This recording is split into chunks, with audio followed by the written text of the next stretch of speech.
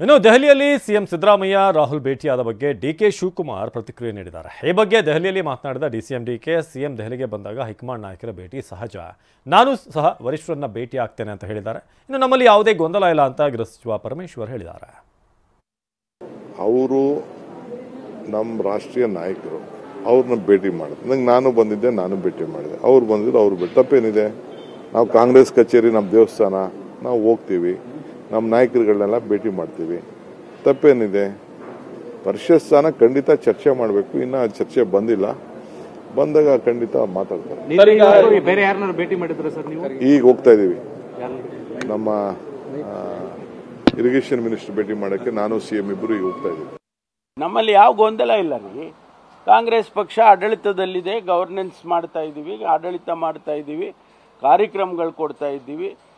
ಏನೋ ಸಣ್ಣ ಪುಟ್ಟ ಡಿಫರೆನ್ಸ್ ಆಫ್ ಒಪಿನಿಯನ್ಸು ಡಿಫರೆನ್ಸ್ ಅಲ್ಲ, ಡಿಫರೆನ್ಸ್ ಆಫ್ ಒಪಿನಿಯನ್ಸು ಇರ್ತದೆ, ಸಹಜವಾಗಿರುತ್ತೆ.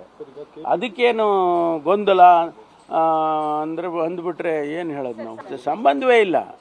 ನಾವು ಅಲ್ಲಿ ಕಾರ್ಯಕ್ರಮಕ್ಕೆ ಹೋಗದೆ ಇರೋದಕ್ಕೂ ಇಲ್ಲಿ ರಾಜ್ಯದಲ್ಲಿ ಆಡಳಿತವನ್ನು ನಡೆಸೋದಕ್ಕೂ ಸಂಬಂಧವೇ ಇಲ್ಲ. ಕೆಲವರು ಬದಲಾವಣೆ ಆಗಬೇಕು ಅಂತಾರೆ, ಕೆಲವರು ಬೇಡ ಅವರೇ ಮುಂದುವರಿಲಿ ಅಂತಾರೆ. ಇದು ಇರೋದೇ ಅಲ್ಲ. ನಾನಿರುವಾಗಲೂ ಅದೇ ರೀತಿ ಇತ್ತು. ನಾನು 2ನೇ ಸರಿ ಆಗಬೇಕು ಮುಂಚೆ, 1ನೇ ಸರಿ ನನ್ನ ಟರ್ಮ್ ಮುಗಿದಾಗ ಇದೇ ರೀತಿ ಆಯಿತು. ಆವಾಗ ನಮ್ಮ ಸೀನಿಯರ್ ಲೀಡರ್ಸ್ನೆಲ್ಲ ಕರೆದು ಮಾತಾಡಿದರು.